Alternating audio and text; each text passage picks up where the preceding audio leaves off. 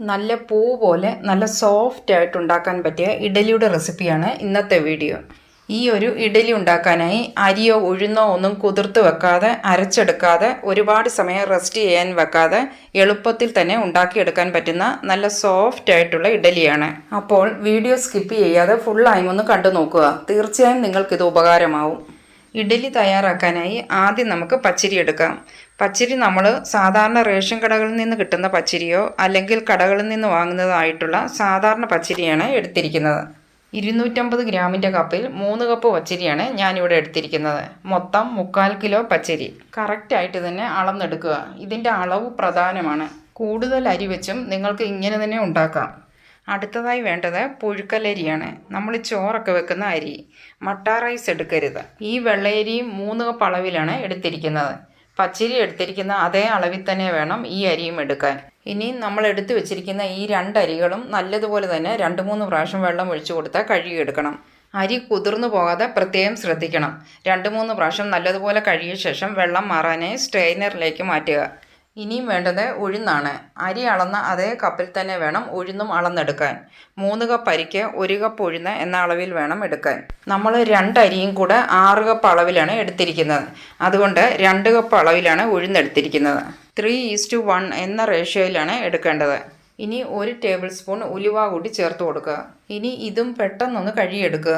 ഉഴുന്ന് കണ്ടമാനം ഞെരടി കഴുകരുത്. ഉഴുന്നിൻ്റെ പശ പോയാൽ നല്ല സോഫ്റ്റായി കിട്ടില്ല. അതുകൊണ്ട് പെട്ടെന്ന് തന്നെ കഴുകിയെടുക്കുക. ഇനി നമ്മൾ വെള്ളം മാറാനായി വെച്ചിരിക്കുന്ന പച്ചരിയും പുഴുക്കലരിയും ഒന്ന് ഉണക്കിയെടുക്കണം. വെയിലുള്ള സമയമാണെങ്കിൽ വെയിലത്ത് തന്നെ വെച്ച് ഉണക്കിയെടുക്കുക. മഴക്കാലത്താണെങ്കിൽ ഫാനിൻ്റെ അടിയിലായി ഒരു കോട്ടൺ തുണിയിൽ നിരത്തി കൊടുക്കുക. നമ്മൾ ഒരുപാടൊക്കെ പൊടിച്ചെടുക്കുമ്പോൾ വെയിലിൽ തന്നെ ഉണക്കുന്നതാണ് ഏറ്റവും നല്ലത്. നല്ലതുപോലെ ഉണക്കി വെച്ചാൽ 6 മാസം വരെ ഉപയോഗിക്കാൻ പറ്റും. നമ്മൾ കഴുകി വെച്ചിരിക്കുന്ന ഉഴുന്നും ഇതുപോലെ തന്നെ ഉണക്കിയെടുക്കുക. നല്ല വെയിലുള്ള സമയമാണെങ്കിൽ 2 ദിവസം കൊണ്ട് തന്നെ നല്ലതുപോലെ ഉണങ്ങിക്കിട്ടും. നോക്കൂ, ഉഴുന്നും നന്നായിട്ട് തന്നെ ഉണങ്ങിക്കിട്ടിയിട്ടുണ്ട്. ഈ ഉണങ്ങിയ ഉഴുന്ന് നമുക്ക് വേണമെങ്കിൽ ഒരു ലോ ടു മീഡിയം ഫ്ലെയിമിൽ വെച്ച് ഒരു 2-3 മിനിറ്റ് ഒന്ന് റോസ്റ്റ് ചെയ്തെടുക്കാം. ഇതിൻ്റെ കളറ് ഒട്ടും തന്നെ മാറാത്ത രീതിയിൽ വേണം റോസ്റ്റ് ചെയ്തെടുക്കാൻ. ഇങ്ങനെ ചെയ്തെടുത്താൽ നമുക്കിത് ഒട്ടും തന്നെ കേടുകൂടാതെ 6 മാസം വരെ സൂക്ഷിച്ചു വെച്ച് ഉപയോഗിക്കാൻ പറ്റും. 2-3 മിനിറ്റ് മാത്രം ഇളക്കി കൊടുത്ത ശേഷം ഉടനെ തന്നെ മറ്റൊരു പാത്രത്തിലേക്ക് നിരത്തി കൊടുക്കുക. അല്ലെങ്കിൽ അത് മൂത്ത് പോകും. ഇതിൻ്റെ ചൂടൊന്ന് കുറഞ്ഞതിന് ശേഷം വേണം പൊടിച്ചെടുക്കാൻ. അരിയൊക്കെ നല്ലതുപോലെ തന്നെ ഉണങ്ങിക്കിട്ടിയിട്ടുണ്ട്. ഉണക്ക് കുറവായി തോന്നിയാൽ നമ്മൾ ഈ ഉഴുന്ന് ചൂടാക്കിയതുപോലെ ജസ്റ്റ് ഒന്ന് ചൂടാക്കിയെടുത്താൽ മതി. ചൂട് മാറിയ ശേഷം ഉഴുന്ന് കുറച്ചായി മിക്സിയുടെ ജാറിലേക്കിട്ട് നല്ലതുപോലെ പൊടിച്ചെടുക്കുക. ഉഴുന്ന് നല്ല ഫൈനായിട്ട് തന്നെ പൊടിച്ചെടുക്കാൻ പ്രത്യേകം ശ്രദ്ധിക്കണം. ഇനി നിങ്ങൾക്ക് മിക്സിയിൽ പൊടിക്കാൻ എന്തെങ്കിലും ബുദ്ധിമുട്ടുണ്ടെങ്കിലോ ഒരുപാട് ക്വാണ്ടിറ്റി ഒക്കെ ഉണ്ടെങ്കിലോ മില്ലിൽ കൊണ്ടുപോയി പൊടിച്ചെടുക്കുക. അതുപോലെ ഉഴുന്നെടുക്കുമ്പോൾ പുതിയ ഉഴുന്ന് തന്നെ വേണം എടുക്കാൻ. പഴകി കഴിയുമ്പോൾ അതിൻ്റെ സോഫ്റ്റ്നെസ് കുറയും. ഉഴുന്ന് പൊടിച്ചെടുക്കുമ്പോൾ നല്ല ഫൈനായിട്ട് തന്നെ പൊടിച്ചെടുക്കാൻ ശ്രദ്ധിക്കുക. അരി പൊടിക്കുമ്പോൾ ഒരു ചെറിയ തരിതരിപ്പോടെ വേണം പൊടിച്ചെടുക്കാൻ. ഇത് പൊടിച്ചെടുത്ത ശേഷം ഒരു അരിപ്പയിലൂടെ ഇടഞ്ഞെടുക്കുക. വലിയ തരികളൊക്കെ ഉണ്ടെങ്കിൽ ഒന്ന് മാറാൻ വേണ്ടിയാണ്. ഇതിൽ നിന്ന് നമുക്ക് ആവശ്യത്തിനുള്ള പൊടിയെടുക്കുക. നമ്മളുടെ വീട്ടിലെ അംഗങ്ങൾക്കനുസരിച്ച് നമുക്ക് ഉണ്ടാക്കാൻ വേണ്ട പൊടിയെടുക്കുക. ഞാൻ 1.5 കപ്പ് അളവിലാണ് ഈ പൊടി എടുക്കുന്നത്. നമുക്ക് വേണ്ട അളവിനനുസരിച്ച് എടുക്കുക. നമ്മൾ ഇഡലി മാവ് അരച്ചെടുക്കുന്ന സമയം സോഫ്റ്റ് ആകാൻ വേണ്ടി ചോറ് ചേർത്ത് കൊടുക്കാറുണ്ടല്ലോ. ഇങ്ങനെ പുഴുക്കലരി ചേർത്ത് പൊടിച്ചു വെച്ചാൽ ചോറ് അരയ്ക്കുന്നത് പോലെ തന്നെ നല്ല സോഫ്റ്റായി തന്നെ ഇഡലി കിട്ടും. നമുക്ക് വേണ്ട പൊടിയെടുത്ത് കുറച്ച് വെള്ളം ഒഴിച്ച് മിക്സാക്കി എടുക്കുക. ചെറിയൊരു ചൂടുവെള്ളത്തിൽ തന്നെ വേണം കലക്കിയെടുക്കാൻ. ഒരുപാട് ചൂടുവെള്ളം എടുക്കരുത്.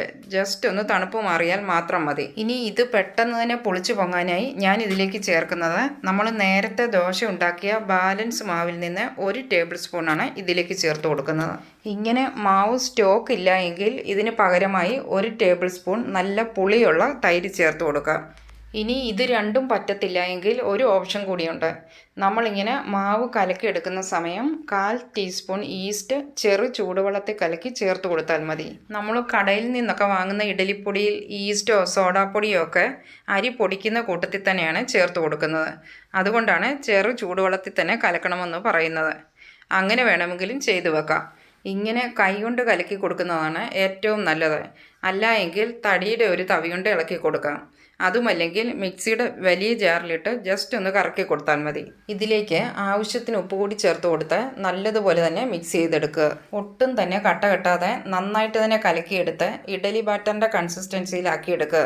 നല്ല സോഫ്റ്റ് ഇഡലി കിട്ടാനായി ഈ ഒരു പ്രൊസീജിയർ വളരെ പ്രധാനമാണ്. കൈകൊണ്ടിങ്ങനെ ഏകദേശം 1 മിനിറ്റോളം നല്ലതുപോലെ അടിച്ചിളക്കി യോജിപ്പിച്ചെടുക്കണം. റൈസ് കുക്കറിനുള്ളിലേക്ക് കുറച്ച് ചെറു ചൂടുവെള്ളം ഒഴിച്ചു കൊടുത്ത ശേഷം അതിന് മുകളിലായി ഈ ബാറ്റർ അടച്ചു വെച്ച് കൊടുക്കുക.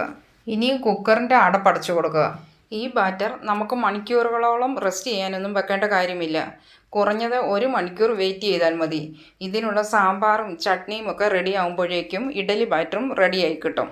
1 മണിക്കൂറിന് ശേഷം പുറത്തെടുത്ത് നമുക്ക് തുറന്നു നോക്കാം. നമ്മുടെ മാവ് നന്നായിട്ട് തന്നെ പുളിച്ചു വന്നിട്ടുണ്ട്. ഇങ്ങനെ അനക്കാതെ വെക്കുമ്പോൾ അരി അടിയിലും ഉഴുന്നിന് വെയിറ്റ് ഇല്ലാത്തതുകൊണ്ട് ഉഴുന്ന് മുകളിലുമായി വരും. അതുകൊണ്ട് ഒന്ന് ഇളക്കി കൊടുക്കണം. മാവ് കാണുമ്പോൾ തന്നെ നിങ്ങൾക്ക് മനസ്സിലാവും എത്ര സോഫ്റ്റ് ആയിട്ടുള്ള ഇഡലി ആയിരിക്കുമെന്ന്. മാവ് കണ്ടവാനം ഇളക്കി അതിൻ്റെ സോഫ്റ്റ്നെസ് കളയരുത്. ചെറിയൊരു മയത്തിൽ വേണം ഇളക്കി കൊടുക്കാൻ. നമ്മൾ ഉപ്പ് നേരത്തെ തന്നെ ചേർത്ത് കൊടുത്തതാണല്ലോ. ഇനി നമുക്ക് ഇഡലി തയ്യാറാക്കാം. ഇഡലി പാത്രത്തിൽ വെള്ളം ഒഴിച്ചു കൊടുത്ത് ഒന്ന് ചൂടായി വരുമ്പോൾ അതിനുള്ളിലേക്ക് തട്ട് വെച്ച് കൊടുത്ത് ഓയിലൊന്ന് സ്പ്രെഡ് ചെയ്ത് കൊടുക്കുക. എല്ലാ തട്ടിലും ഓയിൽ സ്പ്രെഡ് ചെയ്ത് കൊടുത്ത ശേഷം നല്ലതുപോലെ ആവി വരുന്നത് വരെ വെയിറ്റ് ചെയ്യുക. ആവി നന്നായിട്ട് തട്ടിൽ വന്നതിന് ശേഷം മാത്രം മാവ് ഒഴിച്ചു കൊടുക്കുക. കയ്യിൽ ആവി തട്ടാതിരിക്കാനായി ഫ്ലെയിം ഒന്ന് കുറച്ച് വെച്ച ശേഷം വേണം മാവ് ഒഴിച്ചു കൊടുക്കാൻ. ഇതുപോലൊരു കപ്പിലെടുത്ത് മാവ് ഒഴിച്ചു കൊടുത്താൽ തവി കൊണ്ട് ഒഴിച്ചു കൊടുക്കുന്നതിനേക്കാളും എളുപ്പത്തിൽ ഒഴിച്ചു കൊടുക്കാൻ പറ്റും. ഇഡലിയൊക്കെ ആദ്യമായിട്ടുണ്ടാക്കുന്നവർക്ക് ഉപകാരമാവും ഈ മെത്തേഡ്. തട്ട് നിറച്ച് ഒഴിച്ചു കൊടുക്കാതെ 1/4 ഭാഗം മാത്രം ഒഴിച്ചു കൊടുക്കുക. എല്ലാ തട്ടിലും ഇതുപോലെ തന്നെ ഒഴിച്ചു കൊടുക്കുക. അടപ്പടച്ചു കൊടുത്ത് കുറച്ച് സമയം ഹൈ ഫ്ലെയിമിൽ തന്നെ വെച്ച് കൊടുക്കണം. എങ്കിലേ ഇത് പൊങ്ങി വരികയുള്ളൂ. 5 മിനിറ്റിന് ശേഷം മീഡിയം ഫ്ലെയിമിൽ വെച്ച് കൊടുക്കുക. 10 മിനിറ്റ് വേവിച്ചെടുക്കുക. 10 മിനിറ്റ് കൊണ്ട് തന്നെ ഇഡലിയെല്ലാം നന്നായിട്ട് വെന്ത് വന്നിട്ടുണ്ട്. ഇനിയും ഫ്ലെയിം ഓഫ് ചെയ്ത ശേഷം ഈ തട്ടുകളെല്ലാം പുറത്തേക്ക് വെച്ച് കൊടുക്കാം. ഇതിൻ്റെ ചൂടൊന്ന് കുറഞ്ഞ ശേഷം വേണം ഇളക്കിയെടുക്കാൻ. ഇനി നിങ്ങൾക്ക് പെട്ടെന്ന് തന്നെ ഇളക്കിയെടുക്കണമെന്നുണ്ടെങ്കിൽ ഒരല്പം വെള്ളം ഇങ്ങനെ തട്ടിൻ്റെ സൈഡിലായി തളിച്ചു കൊടുക്കുക. സ്പൂണൊന്ന് നനച്ചു കൊടുത്ത ശേഷവും ഇളക്കിയെടുത്താൽ പെട്ടെന്ന് തന്നെ ഇളക്കിയെടുക്കാൻ പറ്റും. അപ്പോൾ ഇത് കണ്ടില്ലേ, നല്ല സോഫ്റ്റ് ആയിട്ടുള്ള ഇഡലി തന്നെ നമുക്ക് കിട്ടിയിട്ടുണ്ട്. നല്ല പഞ്ഞി പോലൊരു ഇഡലി. അരിയും ഉഴുന്നും കുതിർത്തെടുത്ത് അരയ്ക്കുന്നത് പോലെ തന്നെ നല്ല സോഫ്റ്റ് ആയിട്ടുള്ള ഇഡലിയാണ് നമുക്ക് കിട്ടിയിരിക്കുന്നത്. ഇങ്ങനെ ഇഡലിപ്പൊടി നമ്മുടെ വീട്ടിൽ തയ്യാറാക്കി വെച്ചാൽ ജോലിക്ക് പോകുന്ന അമ്മമാർക്കും ചെറിയ കുട്ടികളുള്ള അമ്മമാർക്കും ബാച്ചിലേഴ്സിനും ഹോസ്റ്റലിലൊക്കെ നിൽക്കുന്ന കുട്ടികൾക്കുമെല്ലാം ഉപകാരമാവും. കടകളിൽ നിന്നൊന്നും വാങ്ങാതെ നല്ല സോഫ്റ്റ് ആയിട്ടുള്ള ഇഡലി കഴിക്കുകയും ചെയ്യാം. സാധാരണ ഇഡലി ഉണ്ടാക്കാനായി 4-5 മണിക്കൂർ കുതിർത്ത് വെക്കണം. പിന്നെ അത് പുളിപ്പിക്കാനായി വീണ്ടും 6 മണിക്കൂർ റെസ്റ്റ് ചെയ്യാൻ വെക്കണം. ഇതൊന്നും വേണ്ട. 1 മണിക്കൂറിനുള്ളിൽ തന്നെ നമുക്ക് നല്ല സോഫ്റ്റ് ആയിട്ടുള്ള ഇഡലി തയ്യാറാക്കാം. അപ്പോൾ നിങ്ങളും ഇങ്ങനെ ഇഡലിപ്പൊടി തയ്യാറാക്കി വെച്ച് ഇഡലി ഉണ്ടാക്കി നോക്കുക. തീർച്ചയായും നിങ്ങൾക്ക് എല്ലാവർക്കും ഇഷ്ടമാവും. അത്രയ്ക്ക് സോഫ്റ്റാണ്. അരി വെള്ളത്തിലിടാൻ മറന്നാലും പേടിക്കണ്ട. നമ്മൾ മാവ് കലക്കിയെടുക്കുന്ന സമയം ഒരുപാട് കട്ടിയായി പോയാൽ ഇഡലി സോഫ്റ്റായി കിട്ടില്ല, ഹാർഡായി പോവും. അത് ശ്രദ്ധിക്കണം. ഇഡലി ബാറ്ററിൻ്റെ കറക്റ്റ് കൺസിസ്റ്റൻസി തന്നെ വേണം എടുക്കാൻ. ഈ ഇഡലി നമുക്ക് ബ്രേക്ക്ഫാസ്റ്റ് ആയിട്ടോ ഡിന്നറായിട്ടോ ഒക്കെ പെട്ടെന്ന് തന്നെ ഉണ്ടാക്കിയെടുക്കാൻ പറ്റിയതാണ്. ഈ ഒരു മാവ് കൊണ്ട് നമുക്ക് ഇഡലി മാത്രമല്ല നല്ല ക്രിസ്പി ആയിട്ടുള്ള ദോശയും ഉണ്ടാക്കാൻ പറ്റും. മാവ് അല്പം കൂടി ലൂസാക്കി എടുത്താൽ മതി.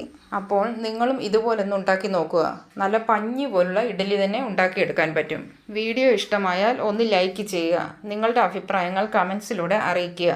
അതുപോലെ തന്നെ നമ്മുടെ ഈ ചാനൽ ആദ്യമായിട്ട് കാണുന്നവരും ഇതുവരെയും സബ്സ്ക്രൈബ് ചെയ്യാത്തവരും പ്ലീസ് ഒന്ന് സബ്സ്ക്രൈബ് ചെയ്തേക്കണേ.